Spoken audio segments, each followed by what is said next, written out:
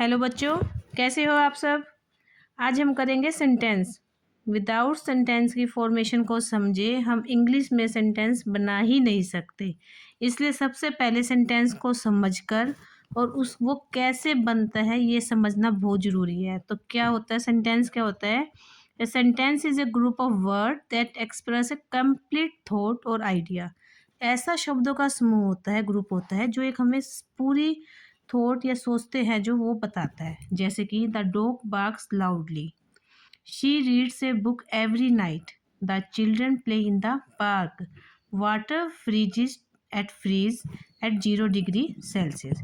ये सभी sentence complete thought बताते हैं। हर सेंटेंस में एक सब्जेक्ट है और एक वर्ब है जो कि हमें पूरा आइडिया दे रहा है।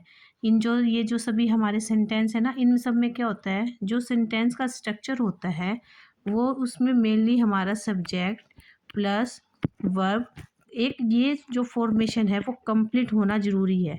क्योंकि अगर किसी भी सेंटेंस में सब्जेक्ट और वर्ब होएगा तो वो कंप्लीट थॉट मेनली देता ही देता है, और इसकी फॉर्मेशन से सेंटेंस को हम ये कह सकते हैं कि ये सेंटेंस है।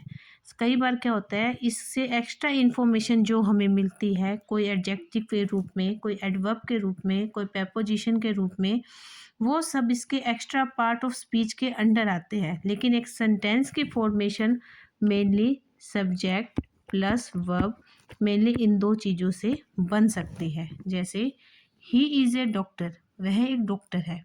They are going to the market, वे मार्केट जा रहे हैं। My cat loves to sleep, the flower smell sweet. अब ये सभी सेंटेंस भी कंप्लीट थॉट ही बता रही है।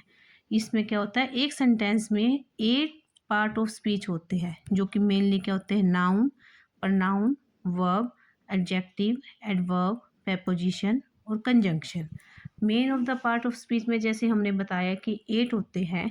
हम इसको ना बिल्कुल डीपली नहीं करेंगे। जो इसका बेसिक्स है ना, हमें जितना एक बार चाहिए सेंटेंस को बनाने के लिए, टेंसेस को समझने के लिए, हम एक बार उतना ही करेंगे। जैसे नाउन है, नाउन क्या होता है, किसी पर्सन, प्लेस, थिंग या किसी का आइडिया हमें देता है।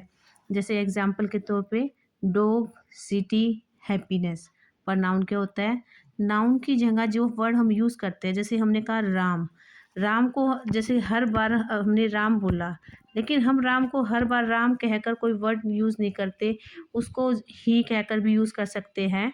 तो जैसे उन्हीं वर्ड्स को हम प्रनाउन कहते हैं, जैसे ही, शी, इट, दे।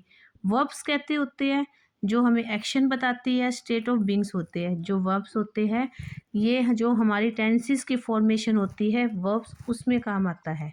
और ये टेंसेस की फॉर्मेशन वर्ब को देख के ही हम बता सकते हैं कि जो हमारा ये टेंस है, प्रेजेंट कॉन्टिन्यूस है, प्रेजेंट सिंपल प्रेजेंट है या पास्ट है। एडजेक्टिव क्या होता है, जो नाउन और प्रनाउन को डिस्क्राइब करता है। एडजेक्टिव नाउन या प्रनाउन को करता है, जैसे हैप्पी, बिग, रेड, ये सभी एडजेक्टिव है। जैसे कि राम, राम एक जैसे कि हमारा नाउन है। अगर इससे एक्स्ट्रा इन्फॉर्मेशन हमें राम के बारे में मिलती है, टॉल राम, जैसे लंबा राम, तो यहाँ पे जो टॉल आया वो एक एडजेक्टिव हो गया। एडवर्ब क्या होता है, जो वर्ब के लिए एक्स्ट्रा इन्फॉर्मेशन दे, एडजेक्टिव के बारे में दूसरे एक्स्ट्रा इन्फॉर्मेशन कर दे, उसको डिस्क्राइब करे, उसको कहते हैं एडवर्ब। कैसे हो गया, quickly, very, well, etcetera. Preposition जो नाउन या प्रोनाउन को दो दो वर्ड है उनको कनेक्ट करते हैं, उनके बीच में रिलेशन बताते हैं, जैसे इन, ऑन, अंडर। कंजंक्शन जो वर्ड होते हैं, फ्रेजेस होते हैं, क्लोजेस होते हैं, उन सबको जोड़ने के लिए हम क्या यूज़ करते हैं, कंजंक्शन। एग्जाम्पल क्या हो गया, एंड, बट, और। इंटरजेक्शन क्या हो गया, जो स्ट्रॉन्ग इमोशन एक साथ हमारे अंदर आती है, जैसे हम कहते हैं हो, वाओ, ओप्स। तो ये सभी जो हमारे हैं पार्ट ऑफ स्पीच है। हम ये पार्ट ऑफ स्पीच का क्या मेनली क्या होता है, जो हमारे पार्ट ऑफ स्पीच है उसका क्या यूज़ है। आप ये देखिए, जब हम एक टेंस की फॉर्मेशन करेंगे, सब्जेक्ट और वर्ब शुरू शुरू में तो ये दो चीज़ को मिला के ऑब्जेक्ट को मिला लिया, हम एक सेंटेंस बना लिया।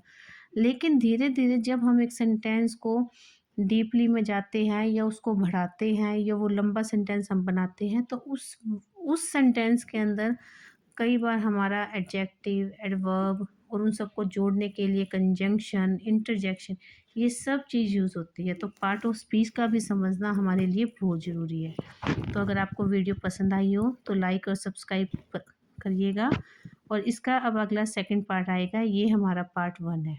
मेरी कोशिश यही रहेगी कि आपको इंग्लिश में सेंटेंस जो बनाने हैं उसको बहुत अच्छे से सिखा सकूँ। Okay bye, thank you.